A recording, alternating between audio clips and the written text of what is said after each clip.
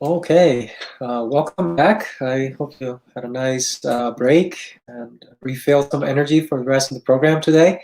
So, as we mentioned earlier in the day, the second half of the program that will run approximately through 3 p.m. Central Time is going to be focused on implants, implant diseases and conditions, and maintenance of implants.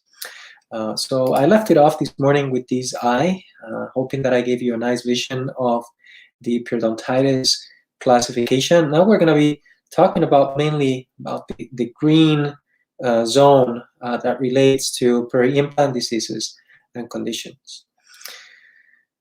Okay, so as I also said this morning, I had the pleasure of being part of this group. Here you see a group picture of all the people that were involved in this specific component of the workshop that was held in 2017. And before getting into the actual classification, I thought it would be nice to refresh everybody's perspective on the differences between periodontal and peri-implant tissues. And there are numerous differences that I tried to, at least the main ones, summarize in that slide. As you can see, on top we have the attachment apparatus, origin of the junctional epithelium, orientation of the connective tissue fibers, vascularity, pocket depth, probe penetration, and supracrestal tissue height.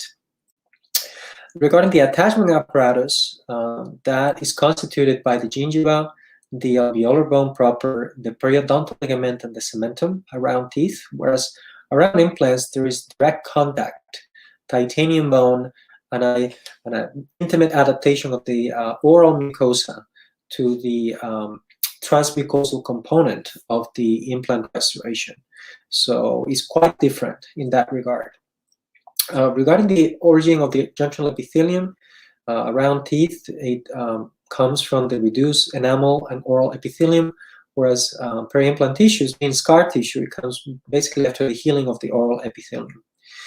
The orientation of the connective tissue fibers, another big difference, they're mainly perpendicular to cementum. There's an actual insertion of connective tissue fibers, collagen fibers, into the cementum surface that is available between the cemento-enamel junction and the crestal bone.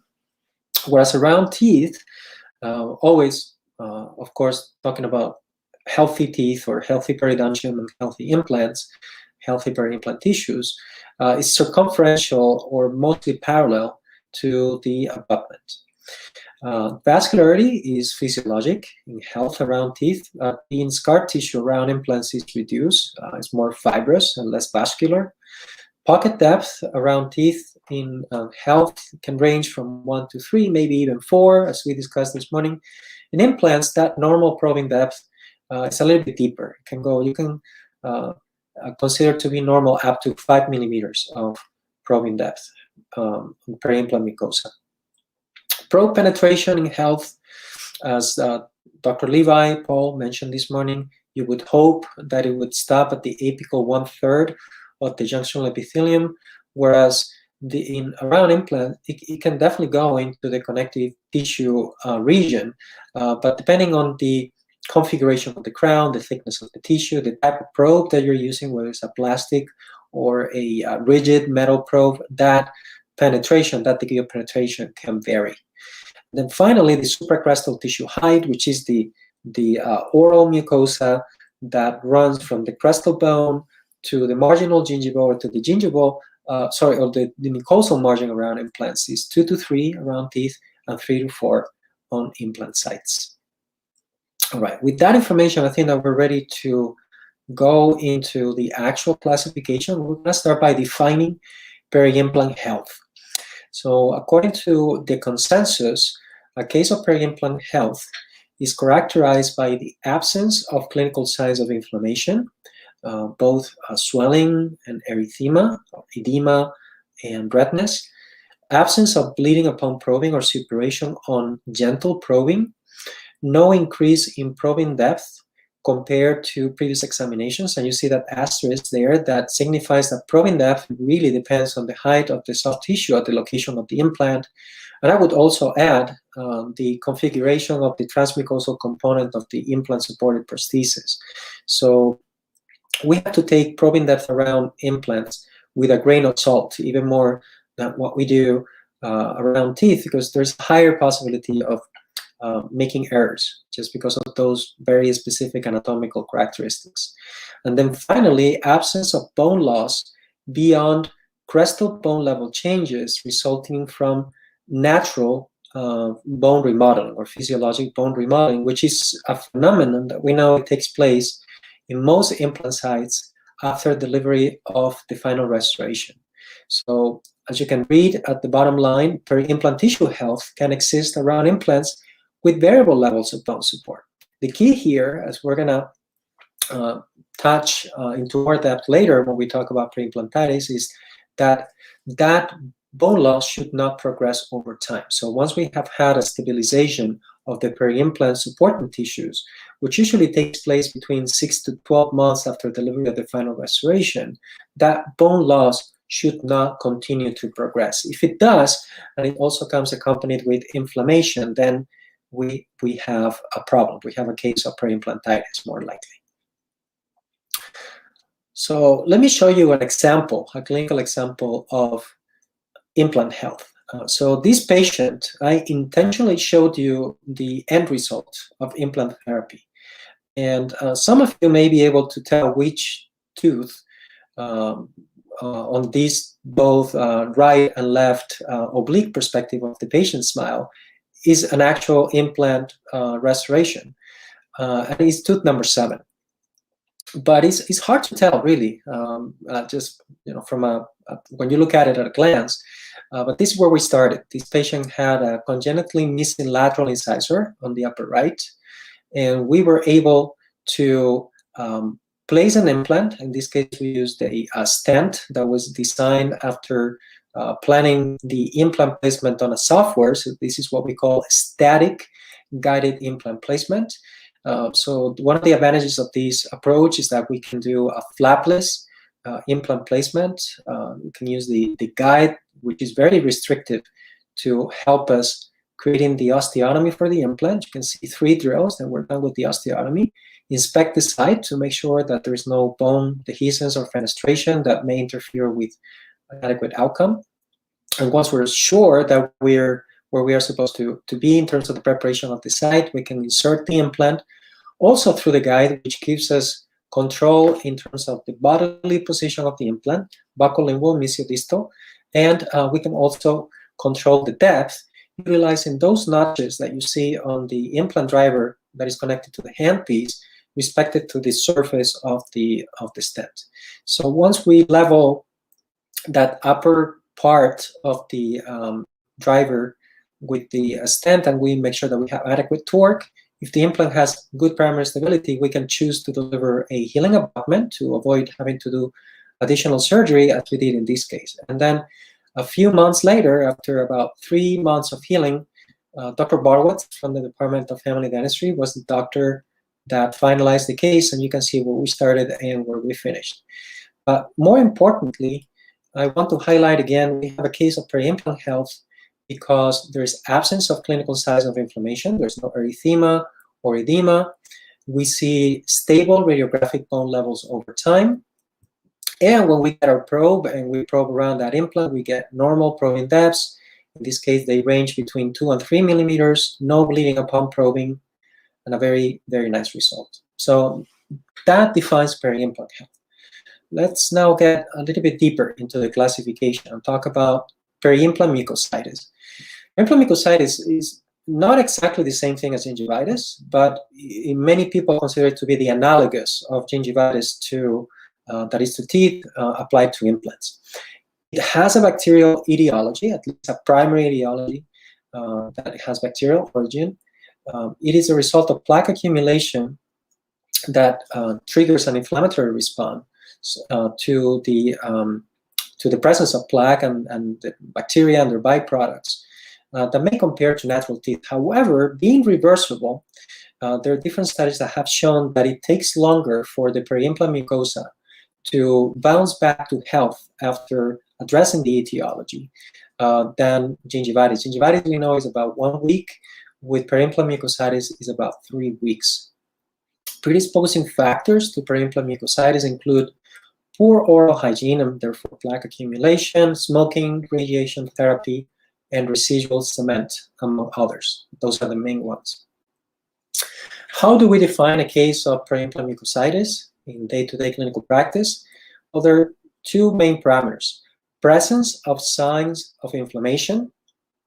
And visual signs of inflammation may vary in different clinical scenarios, so the level of redness and edema may be more subtle in some cases, but we should be looking for those, as well as bleeding and or suppuration on gentle probing with or without increased probing depth compared to previous examinations. Here, the key and the distinctive factor with peri-implantitis is the absence of bone loss beyond crestal bone level changes resulting from initial remodeling. So now let me show you a few patients here. Here we have a lady that I've been seeing over the years since I became a faculty member at the University of Iowa.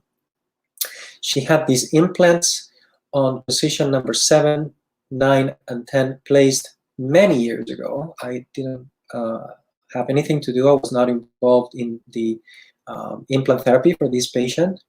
You can see an occlusal view here. Yeah, probably not the most aesthetic outcome. And when we get our probe, we can see almost immediate bleeding upon probing on that implant, circumferentially, as well as in all the other implants. But when we look at the radiographs, you can see that the bone levels are where you would expect them to be for both a bone level implant, such as the ones on the left side of the patient, on the right side of the screen, and that impacted press fit implant that was placed on tooth number 7, on the position of tooth number 7. And if we follow these patients up over time, you can see here radiographs from 2013 all the way to 2019. Bone levels around those implants doesn't really change over time. This patient is relatively well maintained, even though she could do a better job with her oral hygiene. And therefore, even though we have clinical signs of peri-implant mucosal inflammation, there's no bone loss, and therefore this is not peri-implantitis, but an actual case of peri-implant mucositis. Another patient. This patient I can now show you through the whole treatment because I was involved in the implant therapy. She was missing tooth number 7 congenitally as well. So we were able to develop the site. I don't know if you can see around this area. I did a bridge augmentation procedure to be able to facilitate the placement of the implant in the right prosthetic location. Planned the implant for guided surgery. Placed our implant. 9 months later, after the final crown was delivered, I had the patient back for a follow-up. And I have to say here that this patient has special needs. She has cognitive deficit and has issues. Her and her caretaker have issues in keeping optimal plaque control, as you can see here. And even though there's plaque accumulation all around, basically you can see plaque between number 10 and number 9, between 8 and 9, but the evident signs of erythema and swelling and edema are around that implant that was placed on number 7. When we get our probe, and I would generally recommend that we use a plastic probe around implants because of the flexibility and the ability to overcome some of the over-contour of the subgingival or submucosal, better said, abutment design. We can see here that we get an immediate bleeding on probing response. However, when we take a look at a radiograph that I obtained the day that the implant was placed to that follow-up appointment at 9 months, we can see that the bone levels haven't really changed substantially. So yeah, you can argue that we haven't really gotten to a full year after the implant was placed. I would agree with that. But this case, as of now, as of the day that I saw this patient for follow-up, is a case of peri-implant mucositis. It's not peri-implantitis yet. I suspect that if we let the patient go and we didn't implement adequate oral hygiene measures, this patient would develop peri-implantitis.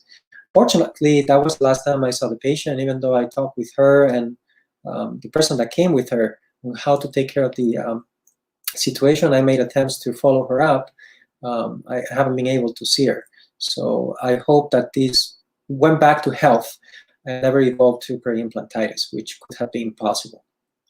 And this is just to summarize. Remember that the key is that, yeah, we can see signs of inflammation in the mucosa, variable probing depths, but there shouldn't be progressive bone loss. That defines peri-implant mucositis.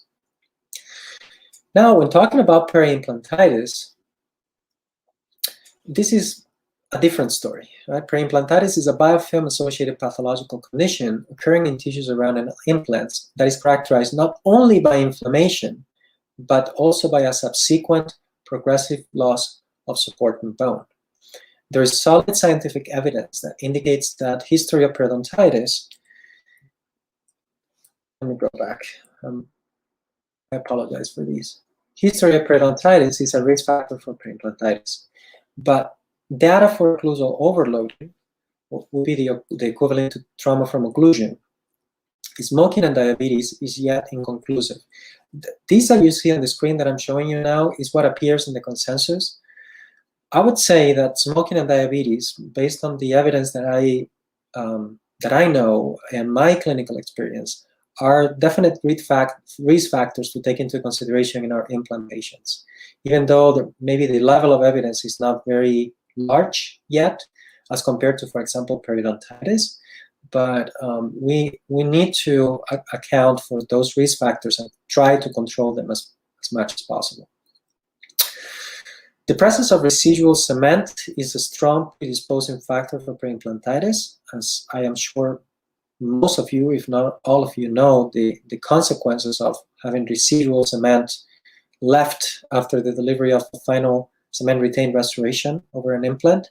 It acts basically as calculus, if not worse, is a plaque retentive element that the patient cannot remove, and it helps to perpetuate a strong local inflammatory response that it can not only stay as a peri-implant mucositis, but it can actually lead to peri-implantitis. So it's a big factor to take into consideration.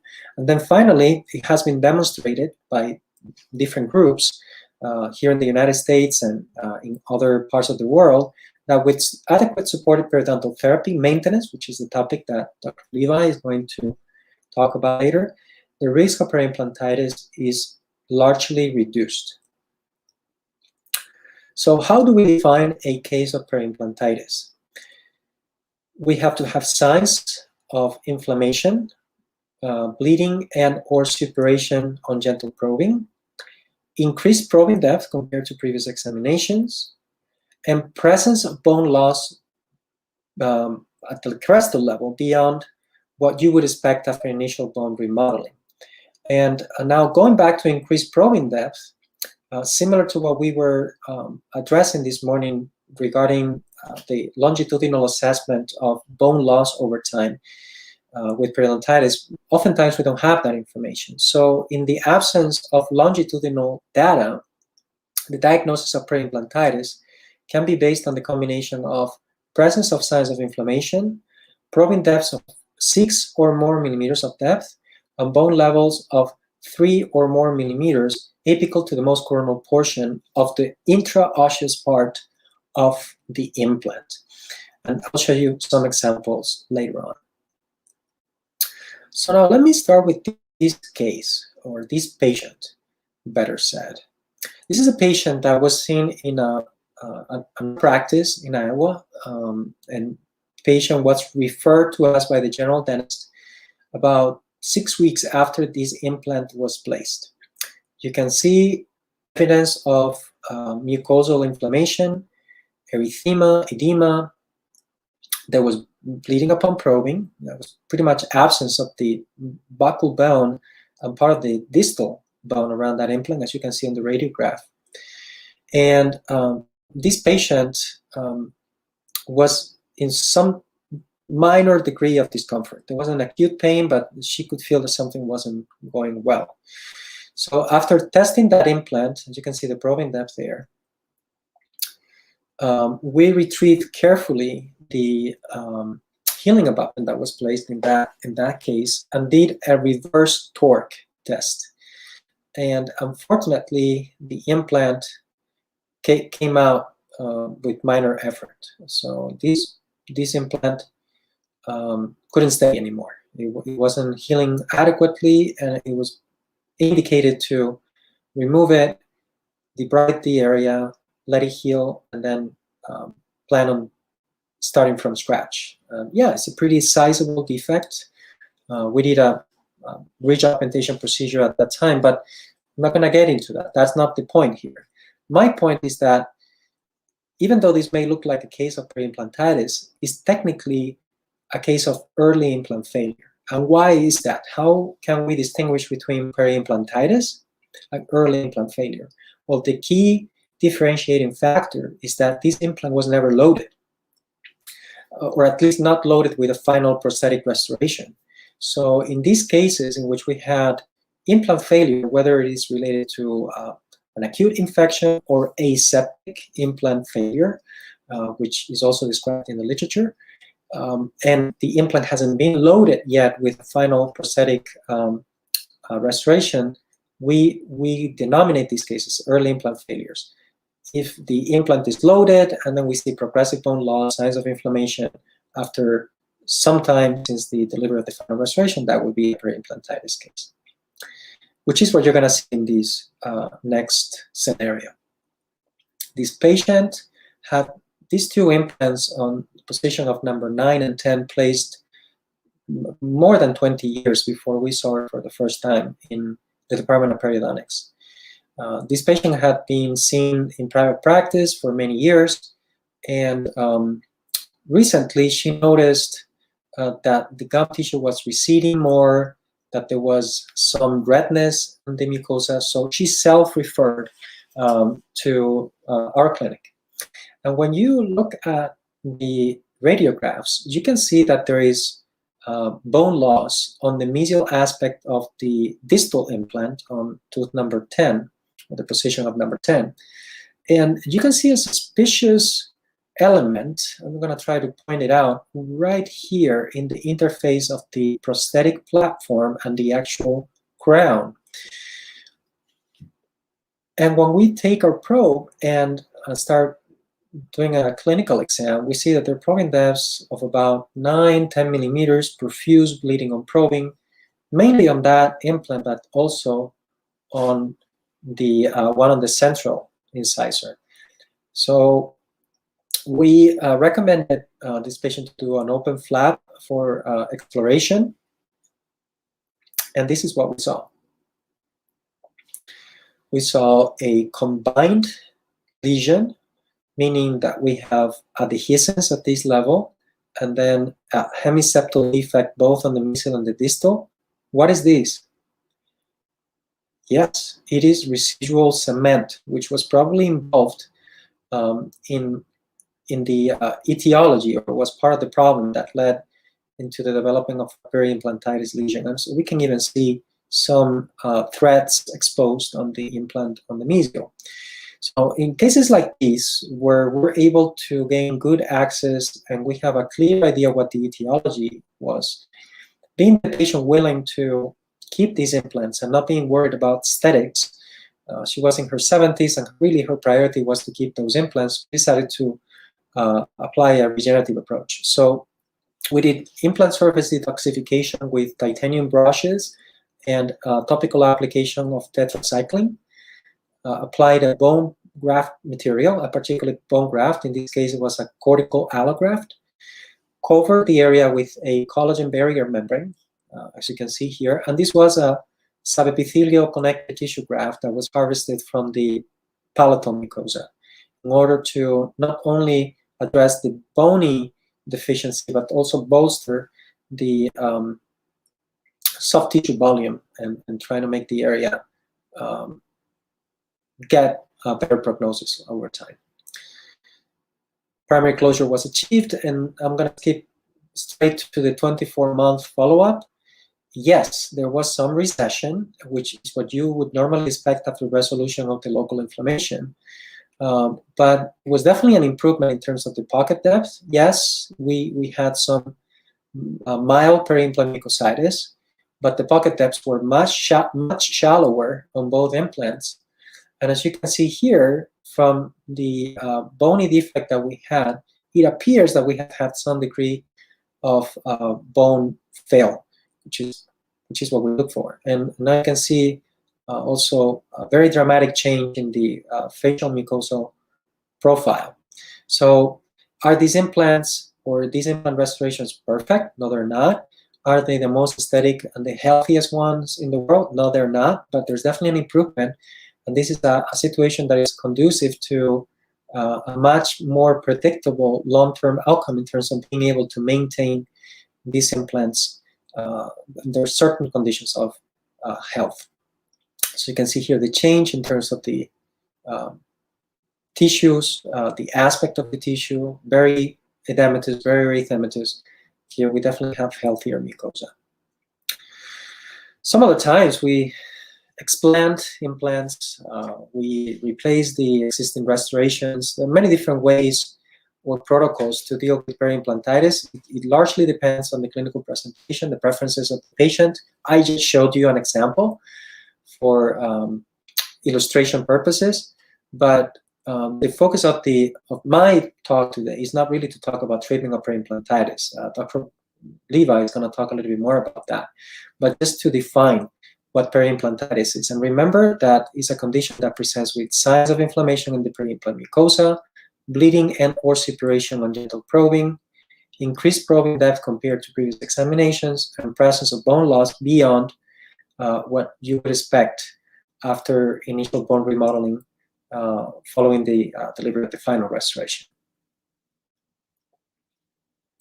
We have only one category left, and this is the category that defines peri-implant soft and hard tissue deficiencies. There are many different factors that can influence the profile, the contours, the height, the thickness of the peri-implant mucosa and the peri-implant bone. Regarding the bone, the hard tissue deficiencies, we may find alveolar ridge deficiencies prior to implant placement or after implant placement. And I am going to read all those factors. You can find them in the paper that was written by Christoph Hammerle and Dennis Tarnow. By the way, all these papers that I showed in my presentation are available in open access in the website of Journal Periodontology. If you Google Journal Periodontology and look for the workshop papers that were published in June of 2018, you should be able to download all the systematic reviews and consensus papers. Regarding soft tissue deficiencies, again, we can have them prior to implant placement or after implant placement. They can have many different etiologies. And here you have an example of a combined bone deficiency with a soft tissue deficiency. When you look at this, you may say, okay, well, I think that there's peri-implantitis here. No, there's really no peri-implantitis. If anything, there might be some peri-implant mucositis, but really the main diagnosis here, based on the new classification, is peri-implant bone and soft tissue deficiency. Why is that? Well, probably these implants were not placed in the most ideal position. These implants also probably placed prior to developing the site. There was not, it doesn't give me the impression that there was very thorough treatment planning. And I have to thank my colleague and friend, I also know has a special relationship with Dr. Levi, Gonzalo Blasi, who practices in Barcelona and was referred this case in his practice. So you can see here an example of a combined soft tissue and bone defect around implants. So just a few questions I would like to address before showing you some clinical examples.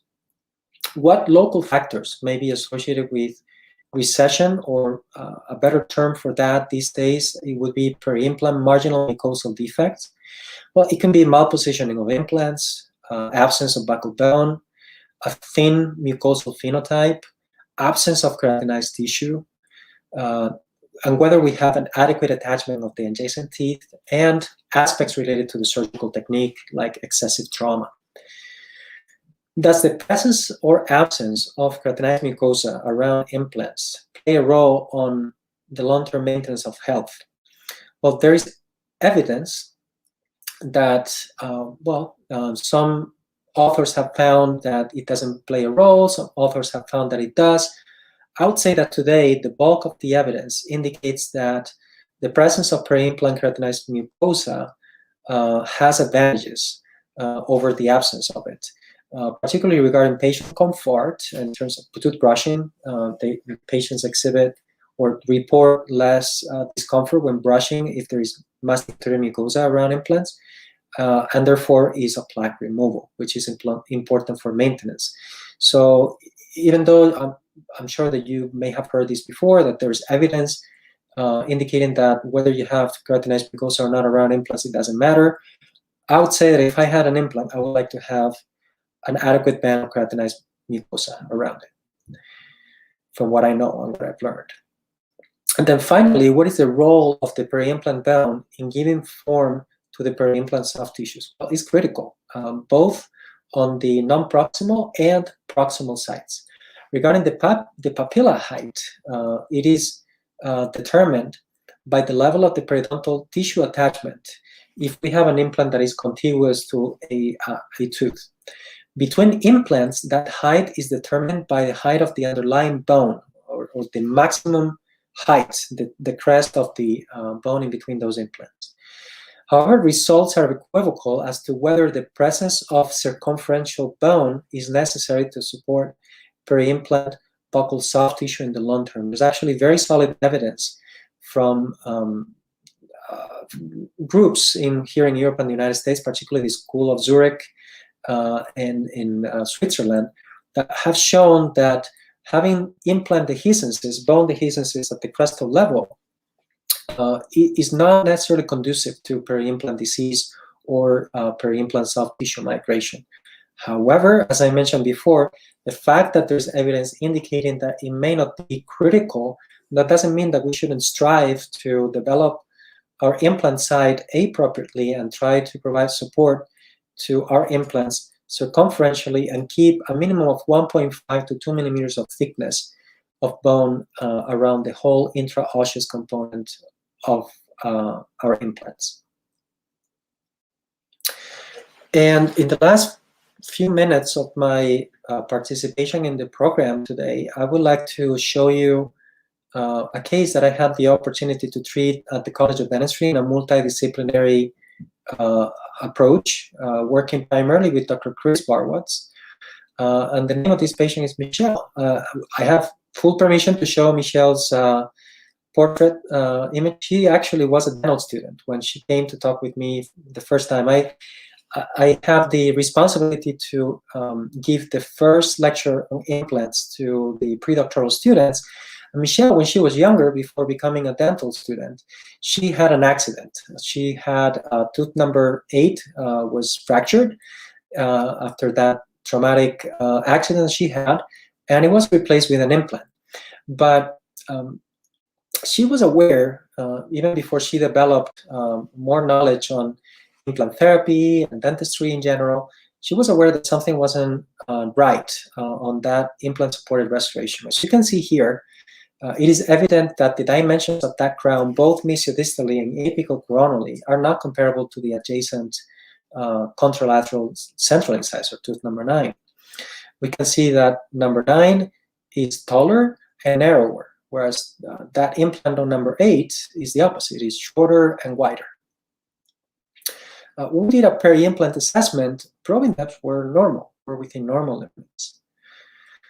And we took a radiograph, first a cone beam CT, and you can see here that there appears to be a complete absence of bone support on the facial, but we also have to be aware of beam hardening artifacts when we take these type of radiographs.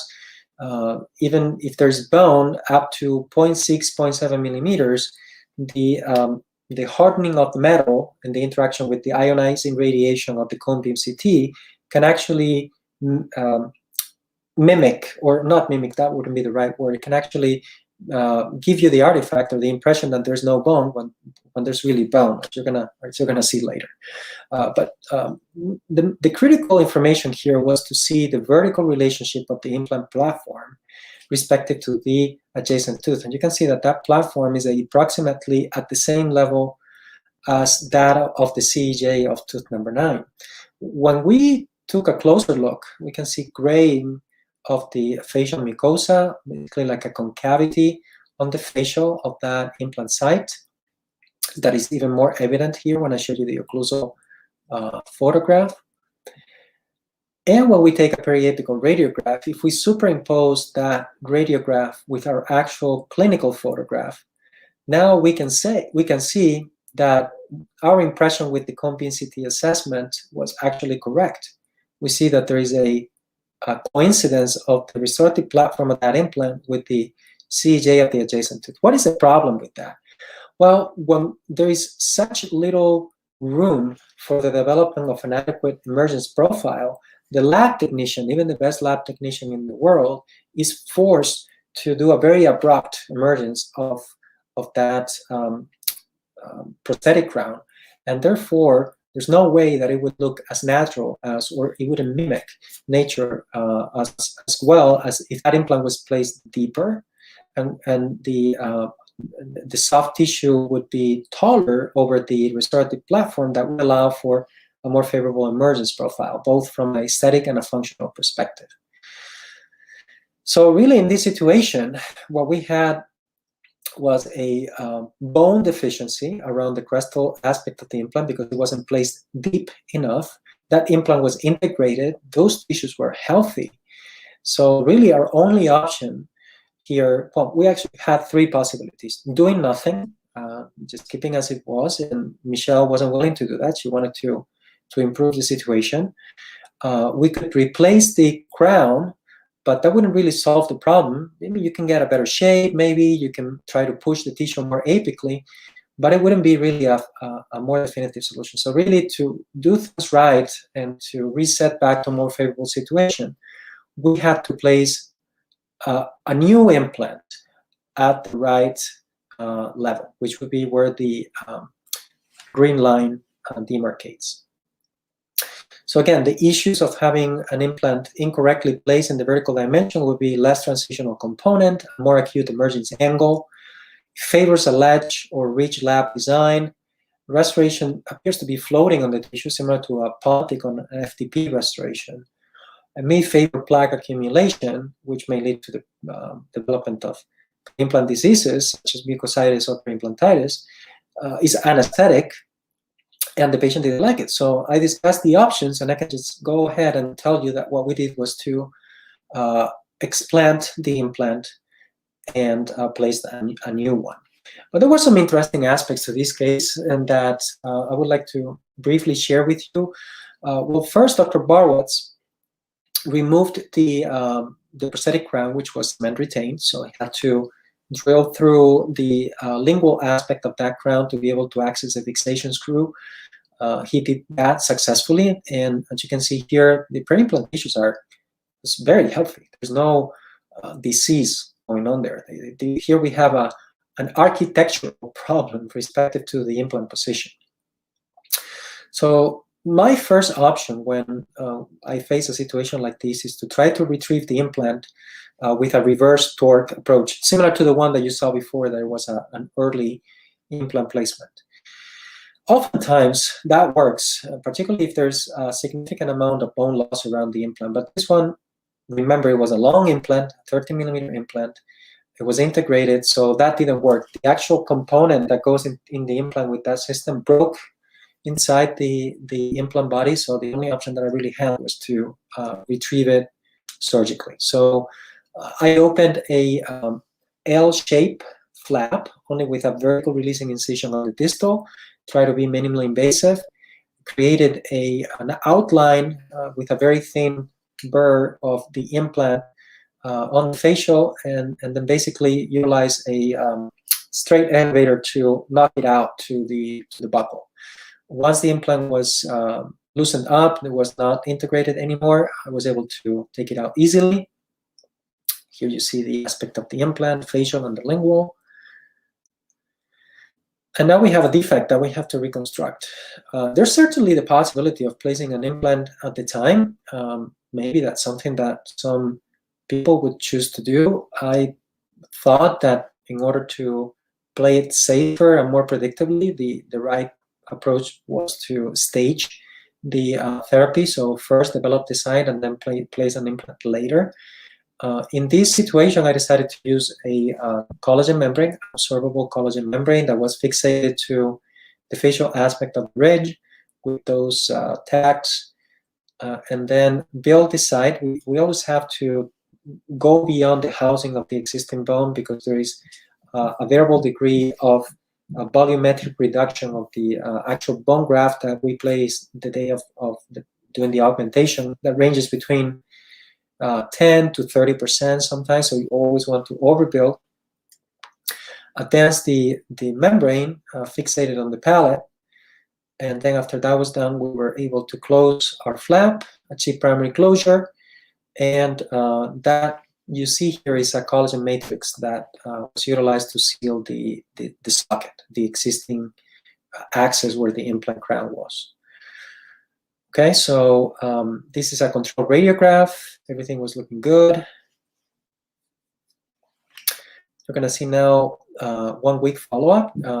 Michelle had a temporary appliance. This is a flipper, an acrylic denture that was fabricated by Dr. Barwitz with a very acute ridge lap that didn't put any unnecessary pressure on the mucosa to maximize the chances of getting a good result. And here you see an occlusal view. This is after retrieving the prosthesis. There are no signs of infection. There's some edema, some hematoma, as you can see on the facial, but things were healing okay. So 2 weeks later, we retrieved the sutures, and this is the aspect of the site. We can see normal healing in terms of absence of infection. Patient was asymptomatic. However, now you're going to see an occlusal view of the site. This I didn't really like so much, because if you use as a reference the facial profile of the adjacent tooth, tooth number 9, and we trace an imaginary line here, we can see that there has been too much loss in a horizontal dimension. Vertically, we were okay, but horizontally, there seems to be too much collapse. Well, that was noted. The patient was informed, and we knew that we're going to have to wait a few months for that bone graft to consolidate and to mature. But most likely, once the site is ready for implant placement, we had to do additional bone grafting at the time of implant placement. And not only that, but in cases that we have high aesthetic priority, I also normally do a connective tissue graft or soft tissue augmentation, in which a gold standard in my practice is connective tissue graft. We also use substitutes like a cellular dermal matrix or xenografts.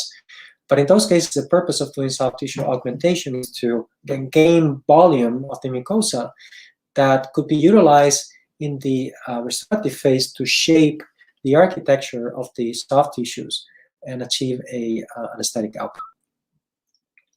So fast forward 5 months later, we took a cone beam CT again, and we actually saw that the situation was not as bad as you would anticipate, just looking at it clinically.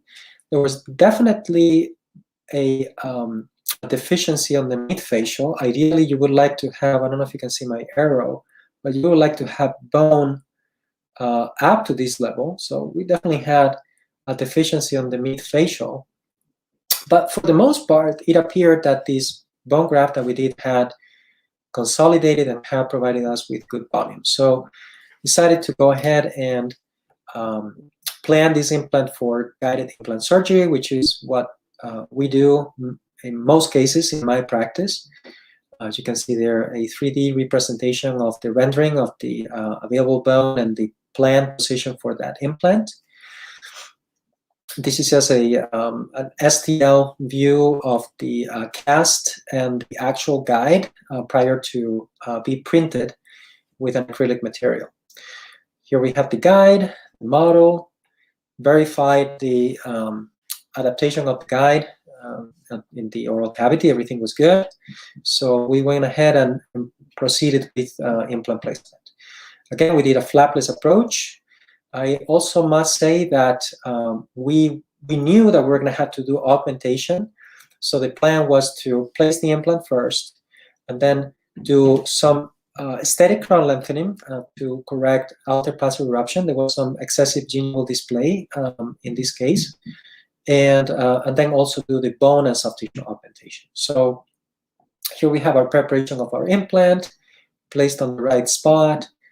This is just a transmucosal view of the implant platform. As you can see here, our parasulcular incisions to do the gingivectomy prior to the anatomic crown exposure. And there was a little bit more bone loss than we were anticipating, but it wasn't a major problem. We were ready for that, so went ahead and verified that our implant platform now is as deep as we wanted it, so we were able to correct the issue with the previous implant that was placed. Then we used a collagen membrane that was combined with the use of cortical allograft. In this case, I decided to switch grafting materials to see if it would make a difference in the healing. Advanced the membrane, similar to what you saw in the first surgery. And then we went to the palatal mucosa, harvested a free gingival graft that was deepithelialized outside of the mouth. As you can see here, I normally do that utilizing a tongue depressor, press it, and then with my high magnification, I use either a microscope or 4.5 magnification loops. I'm able to accurately deepithelialize the free gingival graft. You can see here on the right, the bottom part, this is the epithelium, or most of the epithelium, and here's the connective tissue, the lamina propria. So once we have that tissue ready, then we can go ahead and position it where we want it. Where do we want the connective tissue? We want it on the most facial coronal aspect of the ridge. So I decided to sling it with these suspension sutures to the adjacent teeth, and then advance the flap for primary closure. So we can see here the occlusal view. This is a control radiograph. 2 weeks later, yes, there was some localized edema and inflammation. This is part of the normal healing process. You can see different views here, occlusally, laterally. And then we waited 4 months. 4 months later, Michelle was still wearing that temporary appliance, but this is what we got. And this was a very nice outcome, at least from a surgical perspective, for 2 reasons. When we look at these frontally, you can see now that we have an actual excess of tissue. We have a mountain of tissue. If we utilize our reference as the zenith or the gingival margin of the adjacent tooth, there's plenty of mucosa here to work with, which is great for the restorative dentist. And horizontally, we also have a very nice eminence that mimics that of the tooth of reference, the adjacent central incisor. So just to compare where we started and where we are after a couple of surgical procedures, and then Dr. Barwitz really took over, and most of my job was done at this point. So he decided to provisionalize the area, and this is only after 1 month. Yes, this is not ready yet. So part of the site development can be pre-surgical in terms of the planning, intra-surgical, the augmentation, but then the final stage of tissue conditioning comes with changing the configuration, the profile of the temporary restoration that is supported by that implant. And that's what Dr. Barwitz did. So change the contours of the restoration, removed material on the distals. You can see now that the papilla was longer, removed some material on the facial, but added a little bit marginally to push the tissue out and down, more apical, and try to match the position of the adjacent tooth. Now, the time came to allow for let me just rephrase that, to work on providing this tooth with an adequate symmetry respective to the implant space. So how was that done? Dr. Barwitz was able then to reduce the size of the provisional with a burr, with a straight diamond burr, and then utilizing a key that was based on the what's up of the final restoration, was able to add some composite material to the central incisor and also correct that chipping that you may have seen that was affecting tooth number 7. So after that, you can see here the result on the left. The morphology of tooth number 7 and tooth number 9 now looks more pleasant. And then Dr. Barwitz worked a little bit more with the provisional, and he was then finally ready to take final impressions and shade to fabricate the final restoration. So this is the aspect of the peri-implant sulcus from an occlusal perspective, the contour of the mucosa. This is the custom impression coping. And I'm just going to show you the results at 12 months. And you can see here how nice of an outcome, both from a restorative and surgical perspective, we were able to achieve in this case. As you can see here, a control radiograph. There was a little bit of physiologic bone loss that you can appreciate on the radiograph. But as you're going to see in subsequent images, that bone loss remained stable. So this was really a case of peri-implant health. It was a case of peri-implant health because we could see absence of erythema and edema on the peri-implant mucosa, but also stable bone levels. And when I grabbed my probe, my plastic probe, and probed around it, there were normal probing depths of about 3 millimeters and no bleeding or suppuration upon probing. And here you can see the comparative, the day of the delivery of the final restoration, 1 year later, 2 years later. Bone levels are stable. This is where we started, and this is where we are after 2 years of completing therapy. Well, I am pretty much done. I thank you very much for your attention. I think that we have covered a lot of ground. And remember that we've talked about periodontal health, gingivitis, periodontitis, and then peri-implant diseases and conditions this afternoon. I hope that, again, I was able to give you a good view of the key aspects of the new classification. And with that, I would like to thank you, and I'll turn it over to Paul now. Great. Gustavo, that was fabulous. And I really appreciate what you have shared with us today. And I think we all have gained a great deal of knowledge regarding the classification of implants and how to help when we do have problems. And now we're going to start talking about, okay, some of the things we can do to help prevent some of those problems. So I'm going to show you a patient who came to me a few years ago.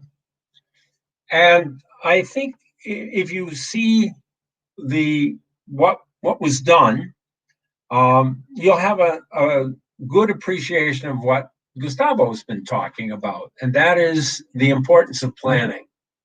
So here we have a 28-year-old woman who presents with her chief concern was, I've got bleeding around my implants. She had 2 congenitally missing premolars, and they were replaced with implants. She had no significant medical history with the exception of her gingival inflammation. And keep in mind, that is a medical problem.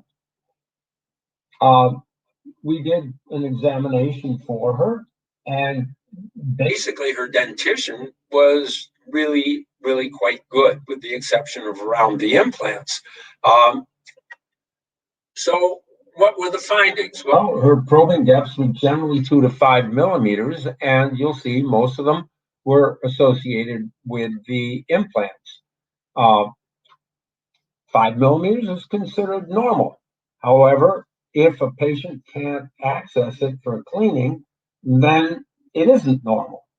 45% of the areas were bleeding on probing. Right off, that tells us that the techniques that she was doing for her brushing and flossing weren't adequate, because she said, and I believe, knowing her, that she was brushing and flossing at least once or twice a day faithfully. I mentioned that there is an adequate zone of keratinized mucosa, otherwise known as mascatory mucosa, around the implants, and she had an adequate zone of attached gingiva. There was an absence of attached gingiva on teeth numbers 21 and 28, based only on the fact that the probing depths went to the mucogingival junction, but she had no significant recession. There is some possible radiographic bone loss that was associated with teeth numbers 20 and 29, and that was one of the prime reasons that she was sent in, because her dentist felt that she was losing bone. And she exhibited large lingual tori or exostoses on both sides of the mandible. So looking at the probing depths around the implant, you can see the 5 and 6 millimeter probing depths.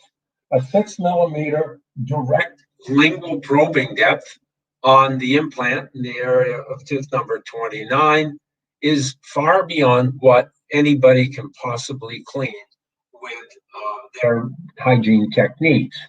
And on the opposite side, she had 3 and 5 millimeter probing depths also.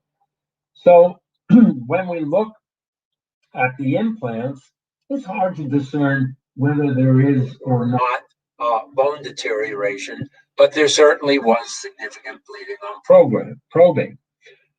The long-term prognosis for treating this situation is quite good, as long as we can give her access to keep it clean. If you remember from our previous discussion, we said that the patient had to be motivated. Well, she was motivated. They had to do the techniques correctly. Well, that we were going to be sure that she knew how to do correctly. And then she had to have access. And right now, she doesn't have access. So we did a diagnosis and said there was generalized gingivitis, and there were large mandibular lingual tori. That's part of a diagnosis, and localized peri-implant mucositis and possibly peri-implantitis. We'll see in a minute that there was some peri-implantitis associated with the implants in the premolar areas. So our plan was to go over hygiene therapy.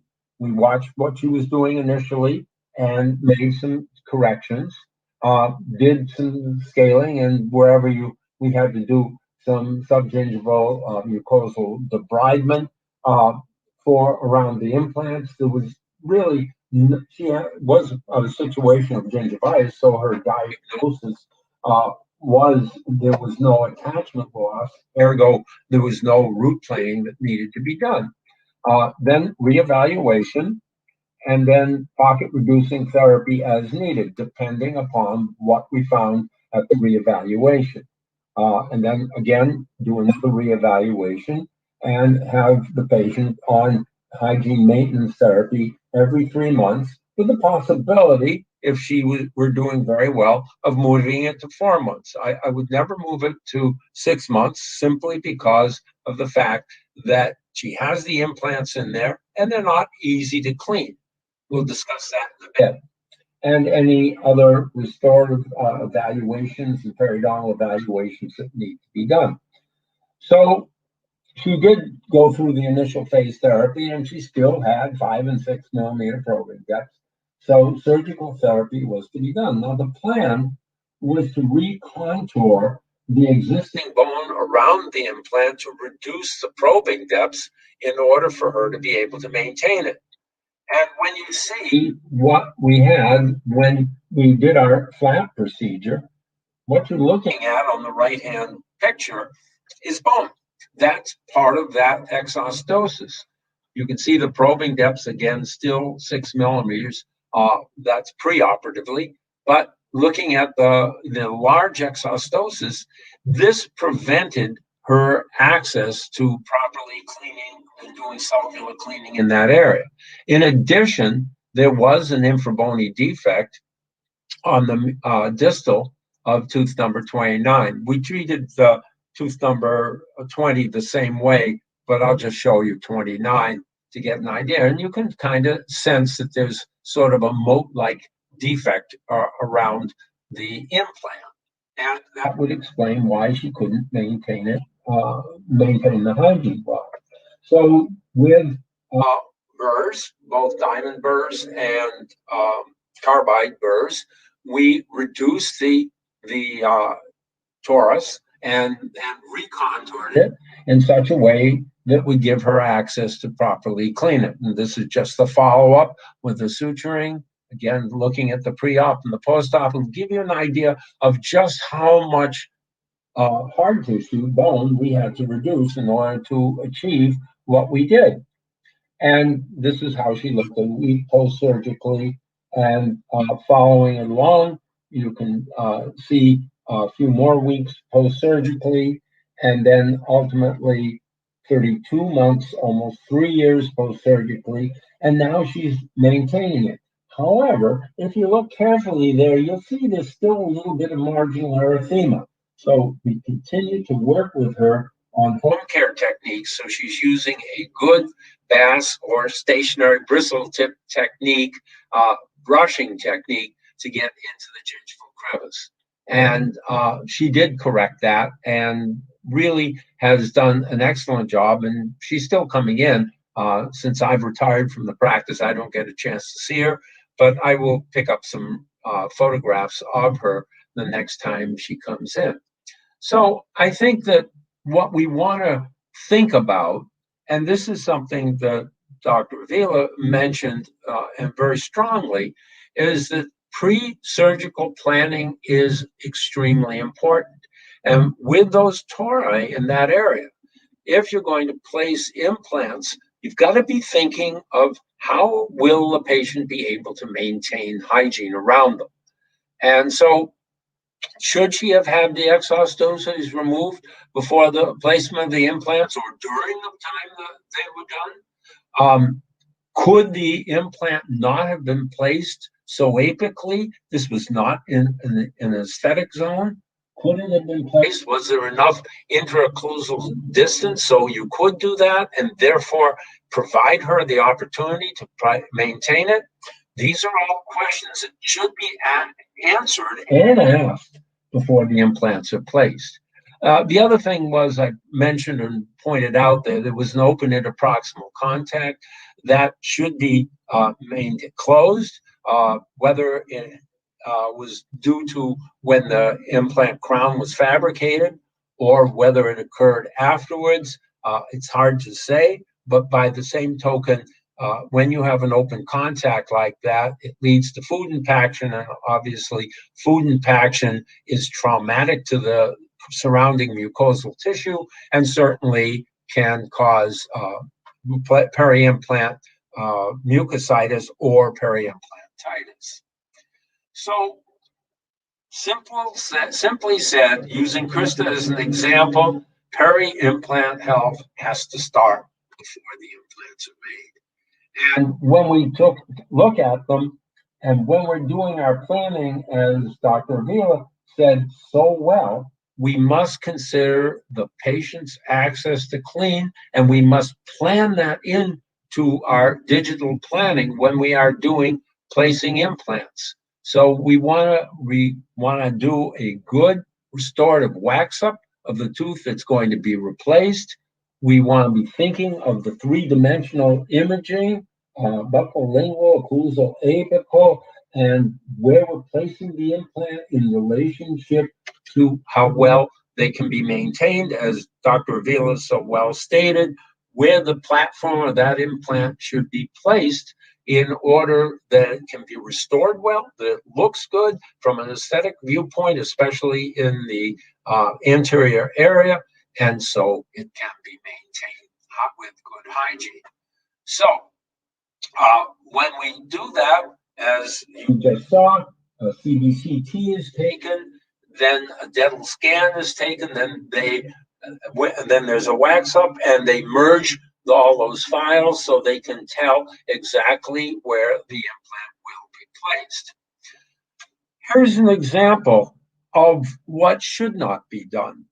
These implants, which you can see quite clearly are failing badly, were placed with disease. There was dental disease throughout this patient's mouth.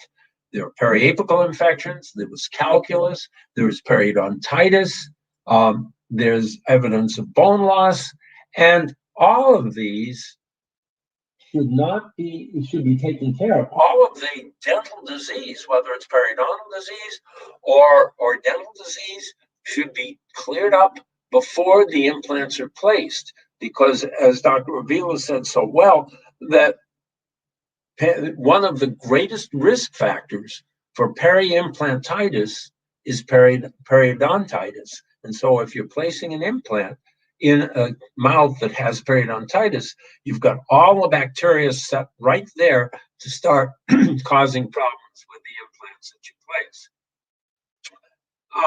And I think it's important, Dr. Vila mentioned the difference between natural teeth and implants, and it's important that patients understand that we sit down with patients and we explain to them the differences between an implant, a natural tooth, how well it's to be maintained, and there are anatomical differences. We don't have to go into the detail that we just heard today because patients aren't going to understand that. But there are some of the basics, and these things are online. I just took this offline so patients can do it. So many times patients believe that as long as they have an implant, that they're free to go, that there's never going to be a problem again because the gold standard is cavities. If you remember the old Crest ads, look, ma, no cavities. Nobody ever says, look, ma, no gingivitis, or look, ma, no periodontitis, or look, ma, no peri-implantitis. No, that's not ever considered. It's considered as caries as being the major cause. So we have to educate our patients, let them know that the attachment apparatus, as Dr. Avila just said, is different between the implant and natural tooth. There are different defense mechanisms there. And you can do better with regeneration around a natural tooth than you can with implants that have already been infected. So when we look at the difference between the tooth and the implant, we both have epithelial attachments, and as we discussed previously, what is the epithelial attachment? It's a mucopolysaccharide that sticks the epithelial cells to the tooth or to the implant.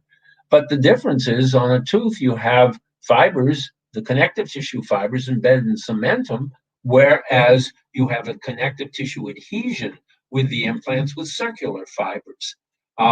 That's why we don't call the mucosal tissue around an implant as gingiva, because gingiva is what you see on the left, and what you have around the right is what's around mucosal, around an implant.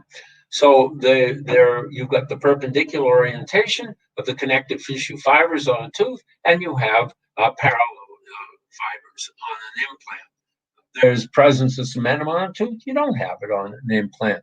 It's presence of periodontal ligament, where you have regenerative cells that can help restore. That last patient that I showed you this morning, where we got a result with the scaling and root planing. Mind you, I did scaling and root planing. I also eliminated the attachment apparatus while I was doing that, so I could get some proliferation of the periodontal ligament cells up the clean root of the tooth. And that's the only way you're going to get regeneration. And there's a major difference between the anatomy of a natural tooth and an implant, because the platform from an implant is flat. It's like a plate.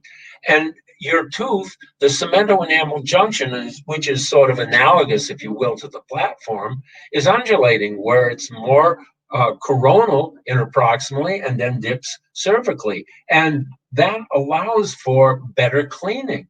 But if we have a papilla around an implant and you bury the implant subosseously, and you have a 4 or 5 or 6 millimeter probing depth in that area, it's very difficult, if not impossible, for the patient to maintain it clean. And that's one of the reasons why we do see a fair amount of bleeding around implants and peri-implant mucositis.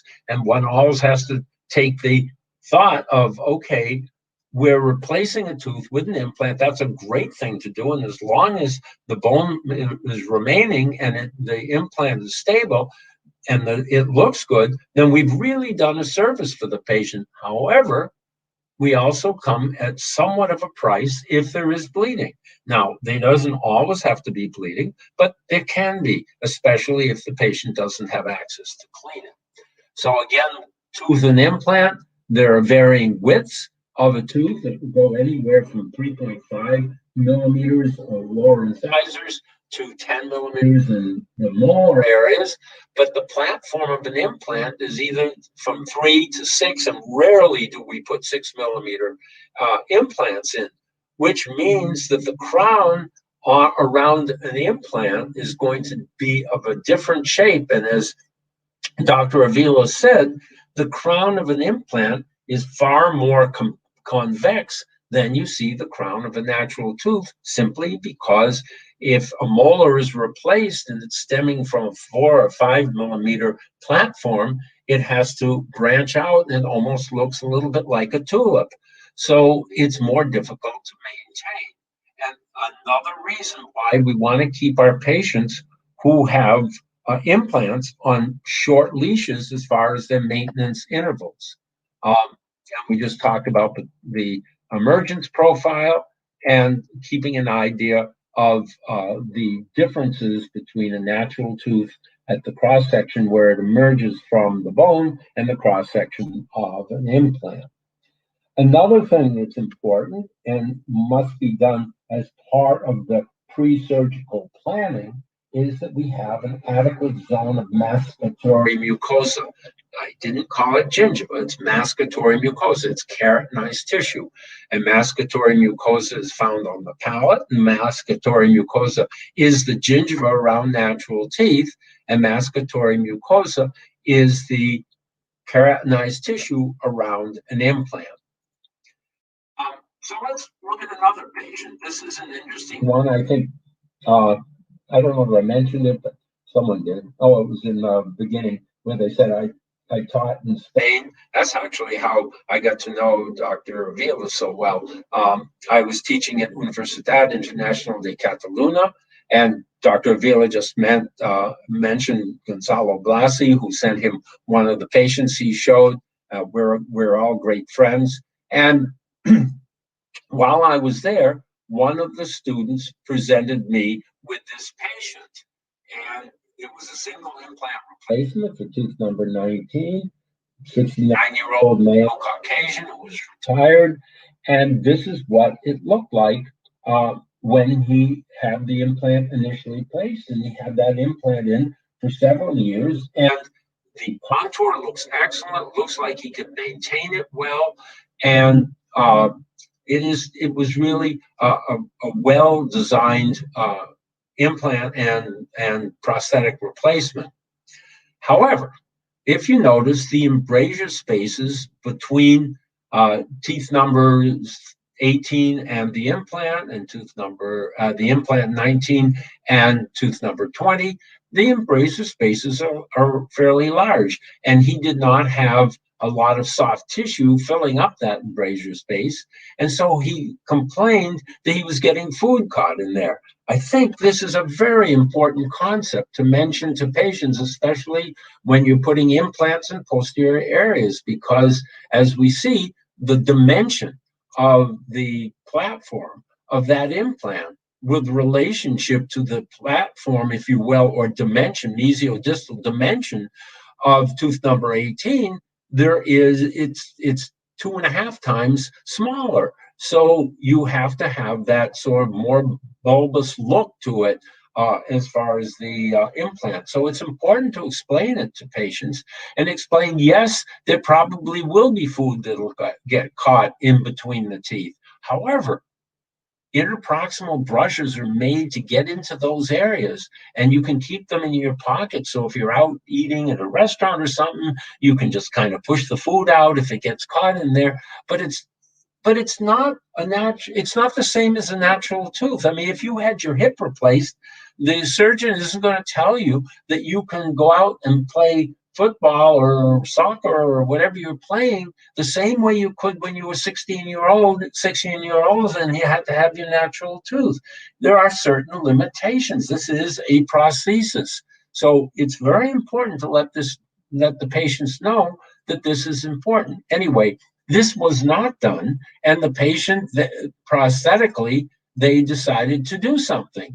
And this is what they did. And this is the result of what they did. In other words, the implant, which had been restored and was fine, and the patient was complaining about food catching on the mesial aspect, they blocked it off. And then the patient couldn't clean it anymore. So after having that implant done well, now 5 years later, they have a severe problem. And that problem just continued. And if you look at the issue, you can see the bone loss, again, showing the difference in the diameter between the natural tooth and the implant. And when you take that implant off, which we had to do, you can see the suppuration. And it really was a severe problem that I don't recall whether it was resolved or whether they finally had to remove the implant. So just a preliminary thought that implant placement, the cleaning of an implant, the maintenance of an implant begins at the time you're going to put it in or before you put it in, so you have an understanding of what's going on. So when we talk about patient and professional hygiene, the patient's plaque removal on a daily basis is really key to this whole issue. They need to have frequent examinations and hygiene therapy, and the examinations can be done at the hygiene visit. You take a probe out and check the implants as well as your natural teeth and compare them with previous examinations and determine whether the probing depths are getting deeper or they're not, and whether they're bleeding if they're not, and there's separation or not. That's all part of a professional hygiene visit. And by the way, I'm not calling it a cleaning. I think that that's a mistake that we all make. What are you here for? I'm here to have my teeth cleaned. I'm having a clean. It's not like the same thing that you take your car to the car wash or you hire a cleaning person to come in and clean your house for you, because when you do something like that, you're not anticipating that person, if you hire someone to clean your house, you're not going to clean your house with them. But when you're having hygiene therapy done, and I like to call it professional dental hygiene therapy, when you're having professional dental hygiene therapy done, it's a two-way street. You're going to work with that person by observing techniques and making corrections as needed. And then, yes, removing the plaque and removing the calculus. Plaque, they should be able to get rid of calculus, and stain, that's our job. So those are things that we want to be done, we want to do on a regular basis. Polishing can reduce peri-implant bleeding, and I'm going to discuss that with you a little more because we're going to talk a little bit about air polishing. I mentioned that before, and we didn't really get into it in the first session. I want to get into a little bit more. Different devices that we have for cleaning implants that the patients can have. We have the brush, we have floss, we have rubber tips. We've been through all that this morning. End tough brushes, and I'll show you how you can make your own. Interproximal brushes, we talked about that. Super floss. be careful about superfloss only in the sense that superfloss is great, don't get me wrong. And it's super, one of the things about it has one stiff end. So if you have teeth that are either luted together, implants especially, and in my mind, there's really no reason to do that. But if there is, and they are, then that stiff end can poke the floss through, and it's easy for the patient to use. But there's sort of a misnomer as far as superfloss, because it's very bushy, and one thinks, well, great, that's going to get into concavities and so on and so forth. Not really, because when you put pressure laterally against the side of the tooth with the superfloss, it just thins right down like a regular piece, more like dental tape than floss. There are different types of bridge threaders that can be used. There are water irrigating devices that can be used, but kind of keep in mind a water irrigating device is great, but it doesn't take off plaque subgingivally, because the stream of water, when you put it on the tooth, as soon as it hits the tooth or the implant, it bends, and the stream is parallel to the tooth. It's a little bit like washing your car with a hose and keeping the stream of water parallel to the car. It doesn't clean off all of the debris. You really need to clean a car, you need to use a rag, and for cleaning teeth, you need to either displace the plaque with a brush, or you need to abrade it with a piece of dental floss.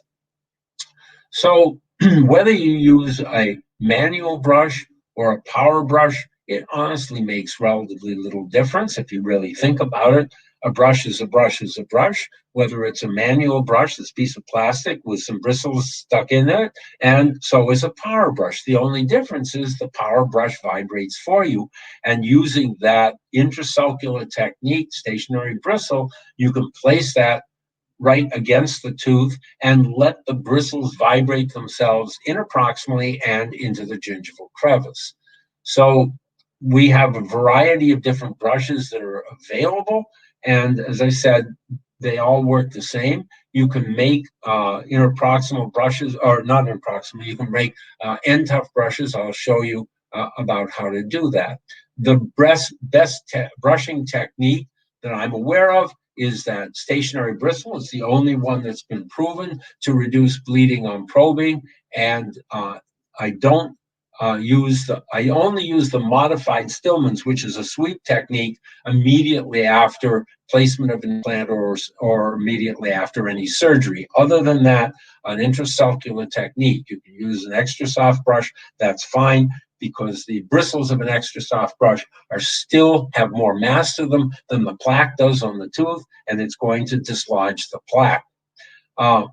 Flossing, again, doing the technique we talked about, I think is important. I'll just briefly review that. The Bass technique, placing the toothbrush bristles into the gingival crevice, vibrating it, or if you're using a power brush, just put it on the tooth and let the bristles vibrate into the gingival crevice and in between the teeth. And always start in the back, the most posterior tooth, and work more anteriorly. Nobody can look at their teeth and say, oops, I missed the spot, I got to go get that plaque, I left some. If you start in the middle, if you start along the central incisors or someplace like that, you have a choice of going to the left or to the right, and you don't know whether you've completed the whole cycle. If you start most distally and work all the way around to the other side, you're going to get it. As far as their plaque control, we mentioned that you want to use a sulcular technique.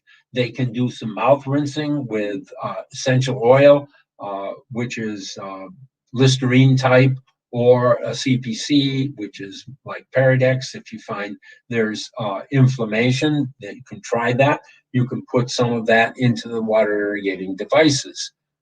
You can use the floss and tough proximal brushes, and you can use a little bleach in a monojet syringe 3 times a week around the framework of prosthesis if you can't get into it for proper maintenance. And bleach is accepted by the American Dental Association. I'll explain It's basically, I'll talk about this again, but it's a half a teaspoon of bleach in 4 ounces of water. That's the dilution that patients can use, and you can use that in an irrigating syringe into the gingiva.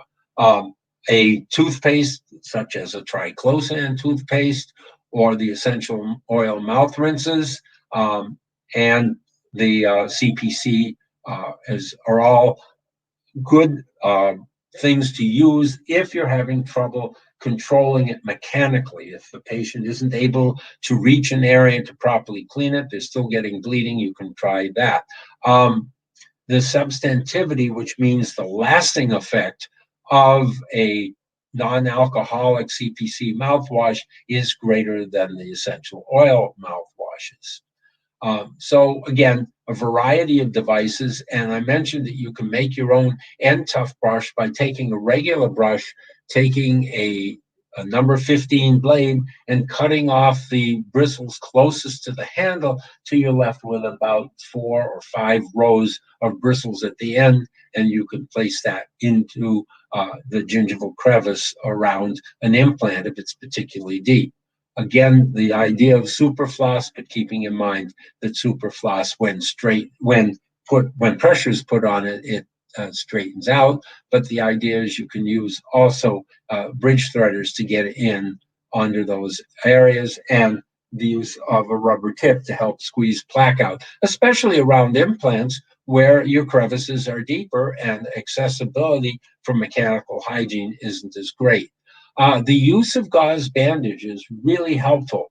Now, you can give the patient a few 2x2s and straighten them out and moisten them and have them use them as if they were a shoe shine rag and they fit very nicely against against the sides of teeth next to which teeth are missing. And that you probably have all noticed that patients invariably will come in with plaque on the sides of teeth next to which teeth are missing. And even if they're trying to get it with a brush or with floss tends to slide off very easily. But you can use that. But for the patient, usually those 2x2s are too small or too short to be able to use them effectively in the distal part of the mouth. And so you can have them buy a roll of 2-inch gauze bandage, and you can cut whatever length you want, moisten it, and use it as if it were a shoe shine rag. And it really works very nicely. Again, I mentioned the fact that you can place different types of antiseptics in irrigating devices and use it if you are dealing with an implant prosthesis where it's impossible to get. Hybrid prostheses with a flange make it virtually impossible for the patient to be able to clean the implants that are holding that prosthesis. And as you can guess, if you take it off twice a year, which is a big production to do that, is that going to get rid of the problem? Not really. And you got to hope that with the patient doing their best and you're doing your best, that these implants are maintained healthy. From a clinician's viewpoint, there are different supplies and devices that we can use. And I want to go into some of these. Some of them are the same. But when we're talking about non-surgical implant therapy, you can, first of all, doing that comprehensive examination is extremely important. There are titanium curettes that are available to be used. There are polishing cups and pumice that can slide somewhat subgingivally. There are water and air irrigating devices. There is air polishing, and air polishing with a subgingival nozzle is particularly effective. I'll show you a couple of patients with that. And there are some people who use laser therapy to help sterilize subgingivally. Personally, I haven't had the opportunity to use it, and I know that the American Academy of Periodontology does not recommend it particularly, but I know it's being used. Now, this is kind of interesting. EMS they make the air polisher, and they also make a piezoelectric scaler, uh, have come up with an interesting way of doing phase one and phase four therapy. When we talk about that, what's phase one therapy? That's initial therapy. Phase four therapy is maintenance therapy. And it's kind of a cool way of looking things and a little bit different than what we normally have been doing. The first part is similar. So you start off by doing an assessment. We've just talked about that. Probing and calculus detection, check for bleeding on probing, and so on and so forth. Then they recommend using a disclosing solution for instruction. In other words, take disclosing a solution and show the patient where plaque is collecting. Mind you, this is for natural teeth as well as implants. It's not exclusively for implants.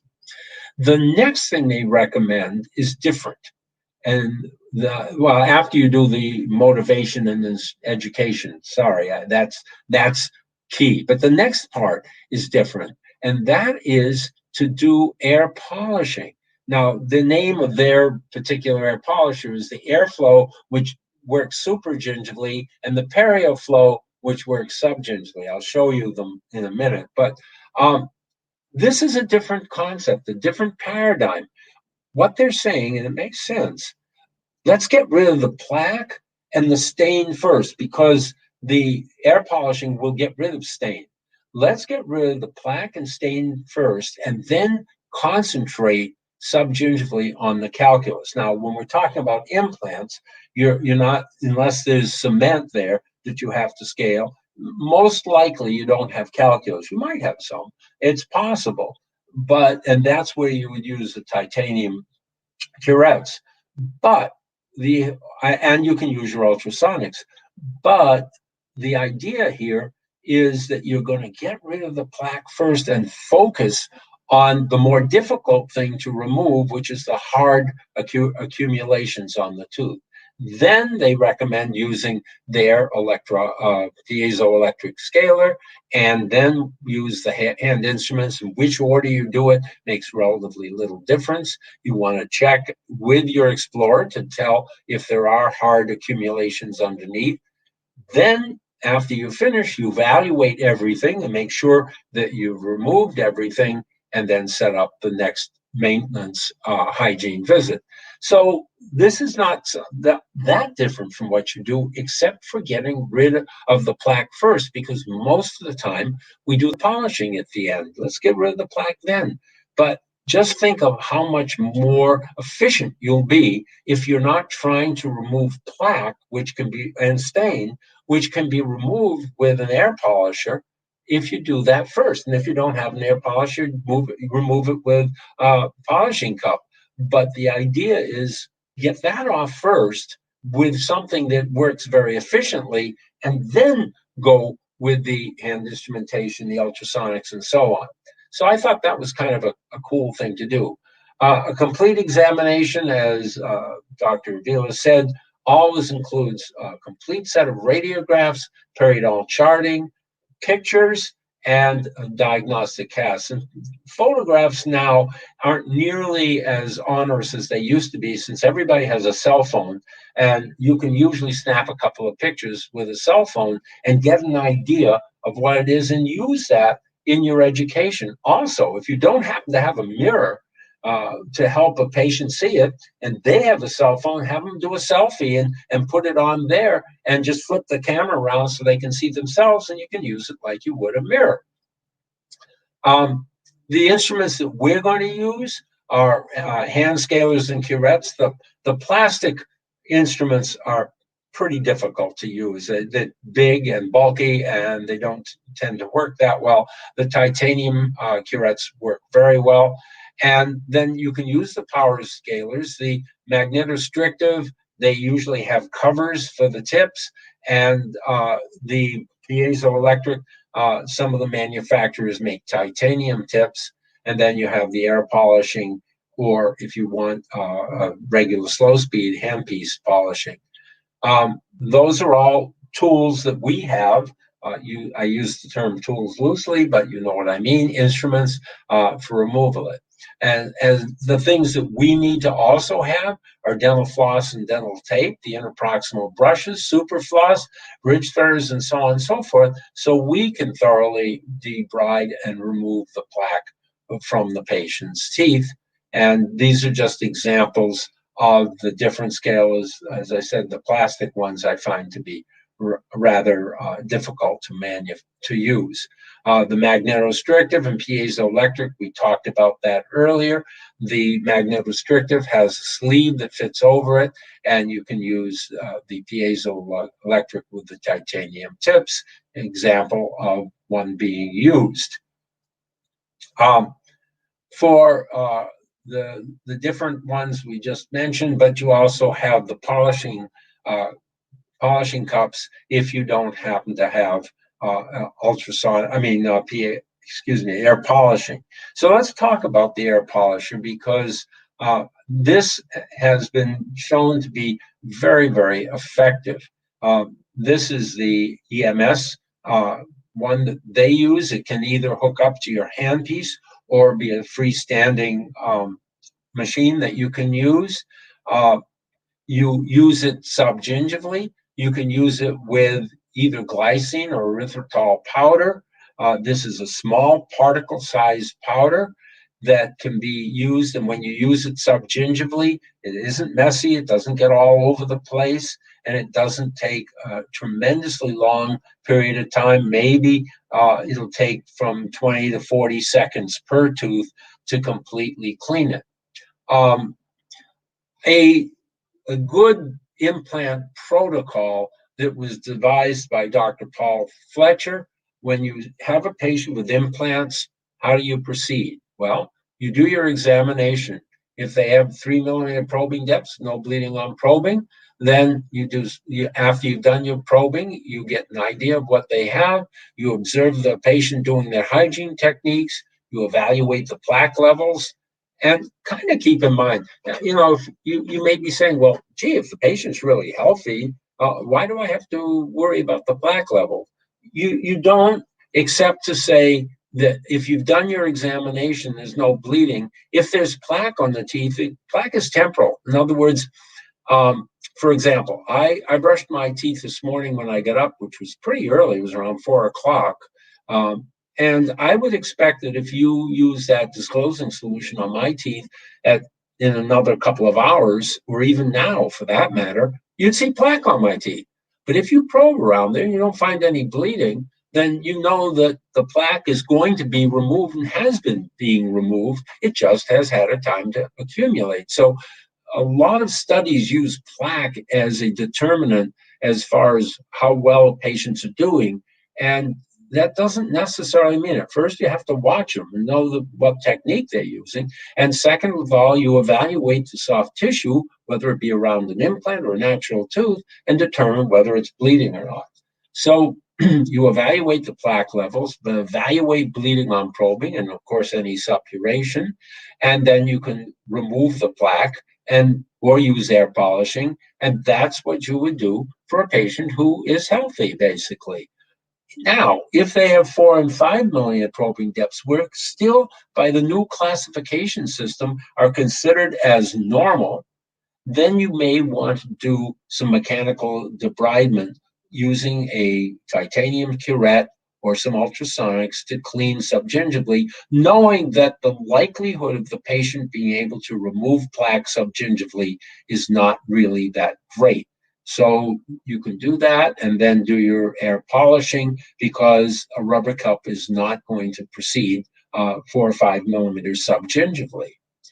Now, if you've got 4 or 5 millimeter probing depths and there is bleeding on probing, or you have greater than 5 millimeter probing depths with or without bleeding on probing, then you want to start with using that irrigation. And you can do that in your own practice as part of the hygiene therapy.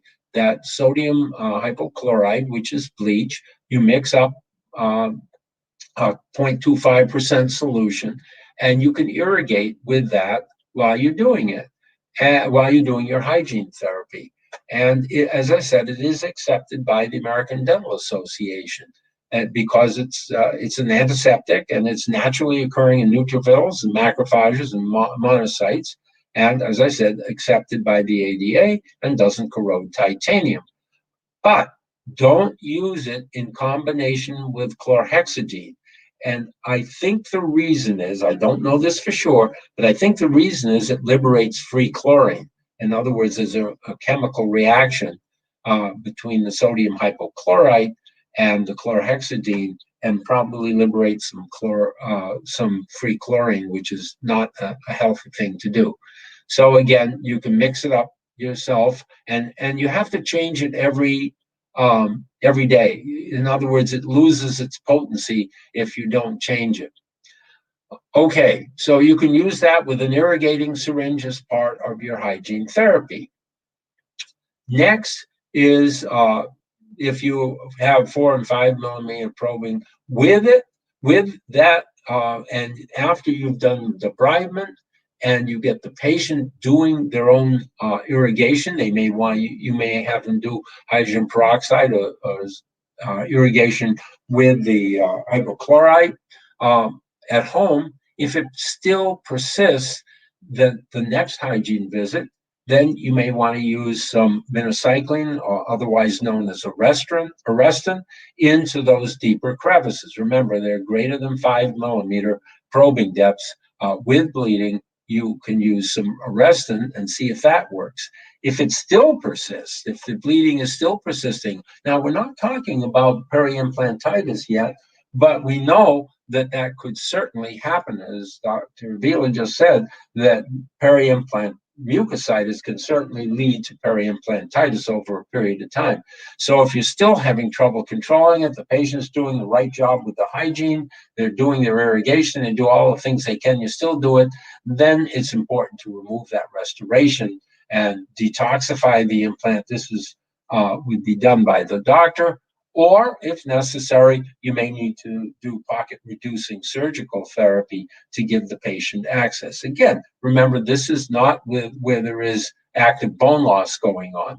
If there are active bone loss, then as Dr. Avila just showed you, you will treat that with surgery and try and do some, if possible, regeneration around an implant, which is not an easy thing to do. I thought I'd show you this patient. This is one of my good friend, Dr. Ronald Freed, who lectures with me. And it was a patient that he used when he used air polishing. So what we're looking at is a probing depth of approximately 7 millimeters, maybe 8. It's hard to say. He's using a Williams probe, which goes up to 10 millimeters. And so it's not up to the 10 millimeter mark.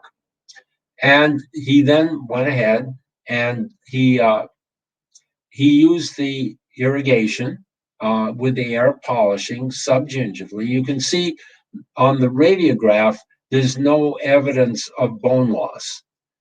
So you can also tell the amount of bleeding on probing and so on that went on. And then this is what it looked before, and now this is what it looks afterwards.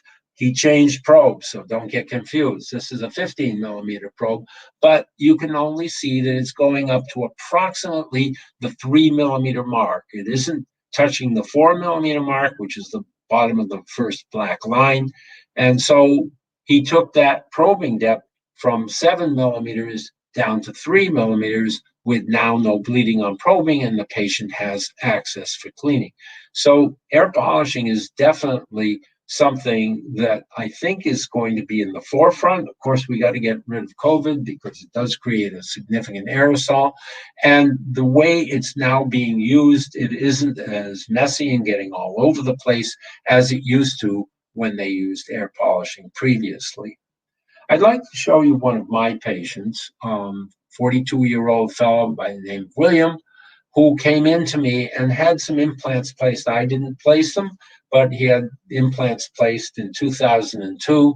And he was noticing some soreness. He had been a patient of mine for a while, and he had been taught proper hygiene techniques, the Bass intercellular technique of brushing and flossing and so on. And he was really meticulous.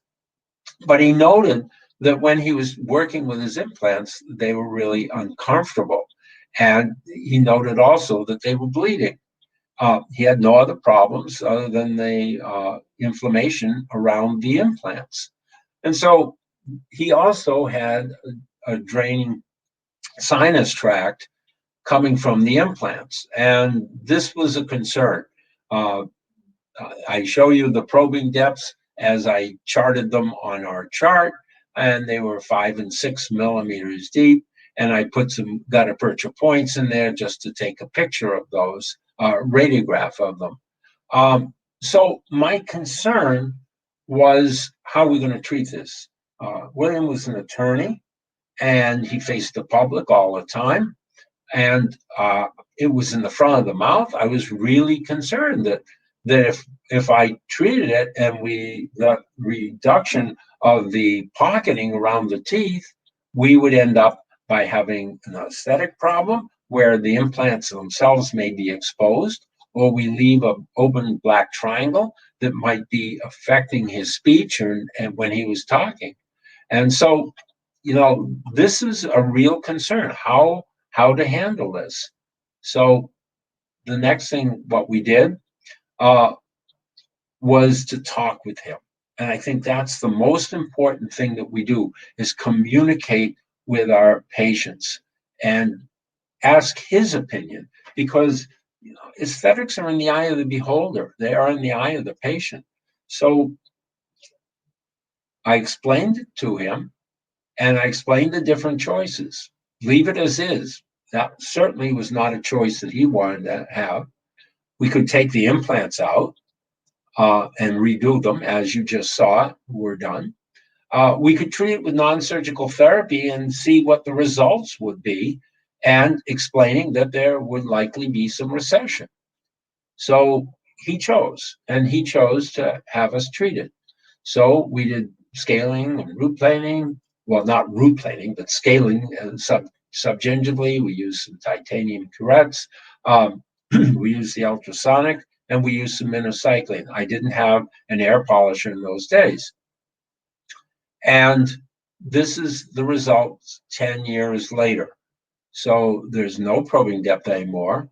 There's no longer a draining sinus tract, and there's no bone loss around the implants. They are exactly what they were when we started.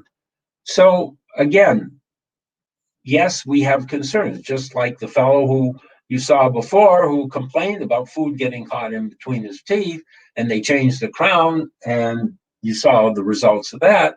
Here we have another individual who was concerned mainly about health. The first patient might not have had it all explained to them. And I think, again, communication is really the name of the game. When we're talking about having a maintenance visit, again, we talked about just what we said before. You're going to go over the med history. You're going to go over the do your probing and so on, and compare your probing with previous. One thing that's very important is when you're doing your probing, be sure you put it on the record. Be sure you put it on a periodontal chart, because it's very easy to compare charts. It's less easy to compare notes, as you all know, that we write notes and we can write copious notes. But if we want to go back and find certain things in them, we have to read through a plethora of words to finally get to maybe what we have, or scroll through a ton of verbiage. And a chart is very easy to compare. You do a chart one time and do another one, and they may be 3 or 4 years apart, and you have as much information on that chart as possible. You can really do a good comparison. Then you go over your plaque removal instruction, then you remove your plaque and stain initially, and then you do your scaling and so on and so forth. And then we have to determine when the next visit should be. How do you have reasonable protocols? And if you have a problem that's persisting, would you need to have some peri-implant pocket reduction done? This is a decision you make after you've done a few hygiene visits and you find things aren't getting better. And as I stated previously, a 6-month hygiene interval is definitely not for everybody. In fact, it's for the very few. The very few are those who have maybe class 1 restorations in their mouth. They never had smooth surface caries, and they never had any periodontal disease, and they don't have implants, and they are basically healthy or have some slight gingivitis that you feel that you can control or they can control with proper hygiene. So you want to look at the patient's initial, how they present, what their dental and physical status is. Dr. Avila mentioned the fact that there is definitely a tie-up between systemic disease and dental oral disease, and it's really important that we know the patient's medical history and know how susceptible they are going to be to dental diseases. What's their immune system like? How are they doing? As I mentioned, if they've had presence of class 2, 3, 4, or 5 restorations, previous caries, then these people are more susceptible. The best they should be on is if they're a poster child for hygiene, they're doing a great job and they're healthy, keep them on a 4-month hygiene interval. Why do I say that? Why do I say that they can't go to 6? If they're doing so well, if they've been doing well for the last 6 years or 10 years or whatever it is, because they're not robots, because you can't program them, because they're human beings, and things happen to human beings, and they change all of a sudden. Susceptibility doesn't go away. The presence of disease can go away as long as they're doing a great job. But if all of a sudden they stop doing a good job, as Harold Lowe showed when he took the hygiene therapy away from those students, and 100% of them ended up with gingivitis within 21 days, if all of a sudden they stop doing it, and there are a variety of reasons. They could slip on the ice and break an arm, and they can't floss and they can't clean as well. Or mother-in-law moves in with them and they go into a psychological downturn. There can be a number of reasons why people will have a problem and they will stop cleaning after they've been doing so well for many, many years. So kind of keep them on a shorter leash if they have susceptibility. If they've had periodontal bone loss, if they have dental implants, all the reason to, what's the difference between twice a year and 3 times a year? Well, it's only one more time a year that they come in for hygiene, and most people really like it. But you may say, well, the insurance company will only pay for 2. I think if you explain it to people regarding susceptibility, most people will accept it. And if their insurance won't pay for it, they'll pay for that one visit out of pocket. So I think it's really important to consider that, to explain it to your patients, and to keep them on that shorter leash, because the difference between every 6 months and every 4 months, 4 months is 3 times a year, 6 months is twice a year, is a 2-month window. And you're getting them in 2 months sooner to have hygiene therapy, so you can advise them how they're doing, and you can also remove any hard accumulations or stain that are on the teeth. So in conclusion, always consider the prosthetic phase when you're placing an implant. That allows the patient to be able to maintain good biofilm control. Sometimes that's not totally possible. If you're in an aesthetic zone, you have a patient with a high smile line, or patients who are particularly concerned about how they look, then many times it means that you can't place an implant so that they can keep cleaning it perfectly. They need to know that ahead of time. They need to know that this is a risk factor. They need to know that they may have some inflammation. They need to know that it could cause bone loss around the implant or just affect them systemically. But they need to be advised as to what the whole situation is. Then they make a choice as to how they do it. And once the patient has made that choice, then we will do our very best to do everything we can do to help them maintain it. So that's all I have to offer you for today regarding implants, but I'd be very happy to answer questions, and maybe Dr. Avila will get on with me and we can kind of wrap this thing up and let you go out and enjoy the rest of the day and a good weekend. So, Well, does let's anybody see. have questions? Yeah. Do we have any? Let's see the comment side. Mhm. I got a thanks, Gustavo. Yeah. Thank you, Jeremy. It was a pleasure to be here today, particularly sharing the podium with the virtual podium with Paul. Dr. Avila covered the one question that was in there, what kind of a probe to use when probing implants. I agree completely. Use a plastic probe. It was originally decided that use the plastic probe because a metal probe might scratch an implant. That's probably not the case, but because of the shape of the restoration, as Dr. Avila said, a plastic probe will bend and follow the contour of the teeth. Remember, when you're probing, you got to keep the tip of that probe on the tooth or the implant or whatever you're doing. Right. You're very welcome. It's been a pleasure being here.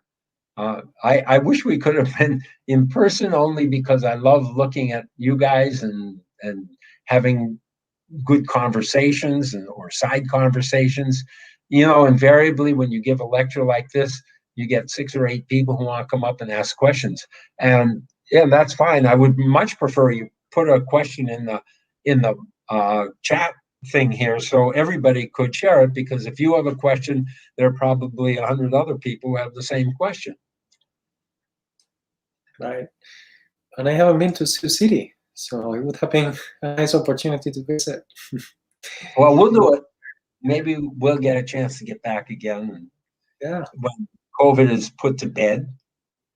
And, you know, the course that we just did, the part that I did, is very much of a hands-on course that we could do. So that definitely is in the cards if someone feels that they'd like to do it.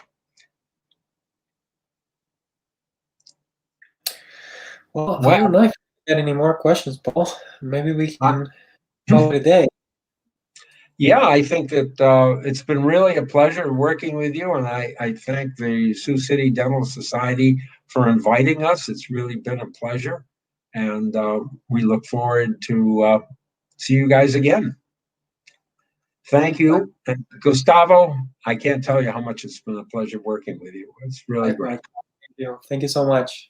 It's been a great day. By the way, I got a text from Gonzalo because I sent him a note telling him I mentioned it. And he said to give you a big virtual hug. So back to him. All right. Well, thank you, everybody. Have a good weekend. Take care. Yep. Have a good evening.